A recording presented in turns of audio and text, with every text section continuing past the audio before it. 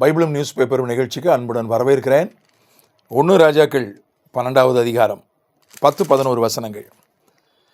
அப்பொழுது அவனோடே வளர்ந்த வாலிபர் அவனை நோக்கி, உம்முடைய தகப்பன் எங்கள் நுகத்தை பாரமாக்கினார், நீர் அதை எங்களுக்கு லகுவாக்கும் என்று உம்மிடத்தில் சொன்ன இந்த ஜனத்திற்கு நீர் சொல்ல வேண்டியது என்னவென்றால், என் சுண்டு விரல் என் தகப்பனாருடைய இடுப்பை பார்க்கிலும் பருமனாய் இருக்கும்.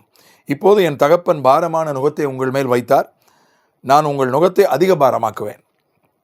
என் தகப்பன் உங்களை சவுக்குகளினாலே தண்டித்தார், நான் உங்களை தேள்களினாலே தண்டிப்பேன் என்று நீர் அவர்களுடைய சொல்ல வேண்டும் என்றார்கள்.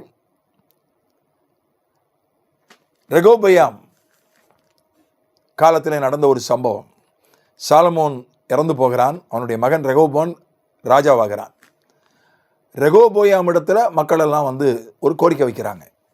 உங்கள் அப்பா ரொம்ப கடுமையான தண்டனை கொடுத்தாரு, நிறைய வேலை வாங்கினார், எங்களுக்கு நிறைய வேலை கொடுத்தாரு, வேலை சுமை அதிகம், அதை குறைக்கணும். ரெண்டாவது அவர் தண்டனைலாம் ரொம்ப கடுமையாக இருந்துச்சு, தண்டனையெல்லாம் கொஞ்சம் தளர்த்தணும். இந்த ரெண்டையும் நீங்கள் செஞ்சீங்கன்னா நாங்கள் உங்களுக்கு ஆதரவு கொடுப்போம் அப்படின்னு மக்கள் கேட்டாங்க. இவன் முதியோர் இடத்துல ஆலோசனை நடத்தினா முதியோரெல்லாம் சொன்னாங்க, அவங்க சொல்கிறபடியே செஞ்சுருவோம், காலம் மாறி போச்சு, உங்கள் அப்பா மாபெரும் ஞானி, அவர் அளவு ஞானம் நமக்கெல்லாம் கிடையாது, அதனால் அவர் அப்படி செஞ்சார், நம்ம செய்ய முடியாது. ரெண்டாவது காலம் மாறி போச்சு, போன தலைமுறை தண்டனையை ஏற்றுக்கிட்டாங்க, இந்த தலைமுறை தண்டனையை ஏற்றுக்கொள்ள தயாராக இல்லை, அதனால் தளர்த்திடுவோம், வேலை சுமையை குறைச்சி தண்டனையை தளர்த்திடுவோம் என்று முதியோர்கள் ஆலோசனை சொன்னார்கள். வாலிபர்கள் என்ன சொன்னாங்க தெரியுமா? இவனுடைய நண்பர்கள், இல்லை இவங்களெல்லாம் அப்படி விடக்கூடாது, இன்னும் வேலையை அதிகமாக்கணும், 8 மணி நேரமாக 12 மணி நேரம் ஆக்கணும் வேலையை, எல்லாருக்கும் ஆயுள் தண்டனை தானா, எல்லாம் தூக்கு தண்டனை ஆக்கிடணும், ஆயுள் தண்டனை கொடுக்கக்கூடிய எல்லா வழக்குக்கும் குற்றத்துக்கும் தூக்கு தண்டனை. எங்கள் அப்பா சாலமோன் சவுக்கினாலே தண்டித்தார், நான் தேள்களை விட்டு கடிக்க வைப்பேன்னு சொன்னான். இந்த அடக்குமுறை என்று சொல்வார்கள், ஒருத்தரை அடக்குவது, வேலையை கொடுத்து தண்டனையை கொடுத்து அவர்களை அடக்குவது என்பது அது ஒரு சித்தாந்தம், அது ஒரு முறை. அப்படி தான் எகிப்தில் செஞ்சாங்க. நிறைய வேலை கொடுத்தாங்க இஸ்ரவேலர்களுக்கு, வேலை கொடுத்து வேலையை கொடுத்து வேலையை செய்ய வச்சு அவங்கள அப்படியே அடிமையாக வச்சுருந்தாங்க. சும்மா இருந்தால் தானே சிந்திப்பான், சும்மா இருந்தால் தானே ஏதாவது போராட்டம் நடத்துவான். வேலை கொடுத்து அடிமையாகவே அவங்கள அப்படியே நசுக்கி ஒடுக்கி வச்சுருந்தாங்க. அதுக்கப்புறம் ரெகோபயாமை மக்கள் ஏற்றுக்கொள்ளலை, 10 கோத்திரத்து மக்கள் தனியாக உடஞ்சி போயிட்டாங்க. இஸ்ரேல் நாடு 2ஆக உடஞ்சி போச்சு. இந்தியா எப்படி இந்தியா பாகிஸ்தான் உடஞ்சதோ அதே மாதிரி இஸ்ரேல் நாடு 2 துண்டாக உடஞ்சி போச்சு. யூதான்னு ஒரு நாடு, எருசலேம் தலைமையில் ரெகோபயாம் ராஜா, 10 கோத்திரங்கள் சமாரியா என்கிற பட்டணத்தின் தலைமையில் யெரொபெயாம், 10 கோத்திரங்கள் அவன் பின்னால் போயிடுச்சு. இதை ஞாபகப்படுத்துகிற மாதிரி ஒரு சம்பவம் நேபாளில் நடந்திருக்கு. நேபாள் ஒரு சின்ன நாடு, ஏழை நாடு, இந்தியாவினுடைய தயவில் இருக்கிற நாடு. அந்த நாட்டில் ஒரு சட்டம் கொண்டாந்தாங்க. 12 வருஷத்தில் 25 வருஷத்தில் 12 பிரதமர் வந்திருக்கிறாங்க. அங்கே ரொம்ப நீண்ட காலம் யாராலையும் ஆள முடியல. ஏற்கனவே ஸ்திரத்தன்மையற்ற ஒரு நாடு, ராஜா ஆட்சி இருந்தது, அப்புறம் ஜனநாயக பாதைக்கு வந்தாங்க, அப்புறம் கம்யூனிஸ்டுகள் ஆண்டாங்க, இப்போ மறுபடியும் ஜனநாயக பாதைக்கு வந்திருக்கிறாங்க.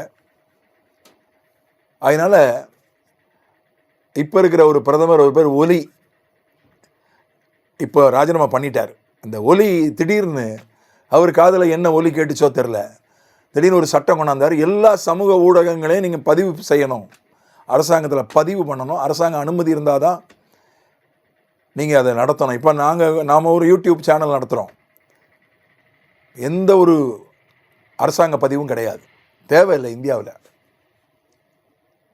ஆனால் அவங்க அப்படி இல்லை, நீ யூடியூப் சேனல் நடத்தணும்னா நிச்சயமாக பதிவு செய்யணும், அரசாங்கத்தில் பதிவு பண்ணுவது மட்டுமல்ல அனுமதி வாங்கணும் என்று ஒரு சட்டம் கொண்டாந்தாங்க.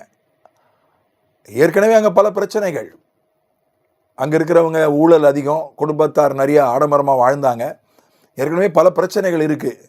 இந்த சட்டம் கொண்டவன வெகுண்டு எழுந்துட்டாங்க, வெடிச்சிட்டாங்க. மாணவர்கள் வாலிபர்களெல்லாம் ஆயிரக்கணக்கில் லட்சக்கணக்கில் கூடி பிரதமர் வீட்டையே தீ வச்சு எரிச்சிட்டாங்க. முன்னாள் பிரதமருடைய மனைவி கொல்லப்பட்டார், முன்னாள் பிரதமர் தாக்கப்பட்டார், துணை பிரதமரை நிர்வாணப்படுத்தி ஆற்றுல தூக்கி எரிஞ்சிட்டாங்க. பல கட்டடங்கள் தீ வைத்து எரிக்கப்பட்டன. நாட்டினுடைய தேசிய அரசாங்கத்தின் தேசிய மீடியா நிறுவனம் தீ வச்சு எரிக்கப்பட்டது. இராணுவம் வந்து தான் அவர்களை கட்டுப்படுத்த முடிஞ்சது. ஆனால் அதுக்கு முன்னால் பிரதமர்லாம் ராஜினாமா பண்ணிட்டார். ஒரு சின்ன விஷயம், வீட்டிலே அப்படி தானே, செல்ஃபோனை நீ பயன்படுத்தக்கூடாது அல்லது அதை பயன்படுத்துவதிலே தடை, கொஞ்சம் கட்டுப்பாடுகளை அம்மா அப்பா கொண்டு வந்தால் எத்தனை வீட்டில் தகராறு நடந்திருக்கு, எத்தனை பிள்ளைங்க தற்கொலை பண்ணியிருக்கு, எத்தனை வீட்டில் வெட்டு குத்து அடிதடி நடந்திருக்கு, செய்தியில் அன்றாடம் பார்க்கிறோம். அப்போ கட்டுப்பாடு விதிக்கக்கூடாதா? எக்கேடு கட்டு போன்னு விட்டுருணுமா? அது ஒரு கேள்வி. மாணவர்கள் வாலிபர்கள் பிள்ளைகள் தானே அடங்கி போகணும், அதான முறை? அது ஒரு கேள்வி. உண்மைதான், பிள்ளைகள் தான் கீழ்ப்படியணும், குடிமக்கள் தான் கீழ்ப்படியணும், உண்மைதான். ஆனால் இன்னொரு பக்கத்தில் அவங்கள அளவோட, கட்டுப்பாடுன்றது அளவோடு இருக்கணும். அளவுக்கு மேலே போயிடுச்சுன்னா அது ரெகோபயம் பிரச்சனை மாதிரி தான். அது பிள்ளைகளாகட்டும், மாணவர்களாகட்டும், நமக்கு கீழே வேலை செய்கிறவர்களாகட்டும், நிச்சயமாக அவர்களை கட்டுப்படுத்த வேண்டும். ஒரு கட்டுப்பாடு நிச்சயமாக தேவை. ஆனால் அந்த கட்டுப்பாடு அளவோடு இருக்க வேண்டும். அது அவர்களுக்கு நியாயமாயும் இருக்க வேண்டும். அப்படி இல்லை என்றால் இந்த மாதிரி ஒரு பெரிய கலகம், ஒரு பெரிய முரட்டாட்டம், அது குடும்பமாகட்டும் சபையாகட்டும். சபையில் கூட சில போதகர்கள் போடுகிற சட்டம் இருக்குது பாருங்க, அவங்க புது நியாயப்பிரமாணத்தை உண்டாக்குறாங்க. அந்த ட்ரெஸ்ஸு போட்டுட்டு வராத, இந்த மேக்கப் போட்டு வந்தால் நான் கம்யூனியன் கொடுக்க மாட்டேன், இந்த ட்ரெஸ் போட்டு வந்தால், முடி இப்படி வச்சுருந்தா. ஒரு பெரிய நல்ல அவரை மாதிரி ஒரு பரிசுத்தவானை நான் பார்த்ததில்லை. அப்படிப்பட்ட ஒரு பாஸ்டர், எனக்கு தெரிஞ்ச மனிதர்களிலே அவர் தான் பரிசுத்தவான். அவர் ஒரு சட்டம் போட்டார், முடி நீளமாக வச்சிருக்கிற ஆண்களுக்கெல்லாம் திருவிருந்து கடைசி ரோலை தான் கொடுப்பேன், அவங்க கடைசியில் பின்னால் போயிடணும். அப்படி ஒரு சட்டம் போட்டார். ஒரு நியாயம் இல்லாத வேடிக்கையான சட்டம். ஆனால் மக்கள் கீழ்ப்படிஞ்சாங்க. நீ இந்த மாதிரி உடை அணிஞ்சு சபைக்குள்ளே வரக்கூடாது.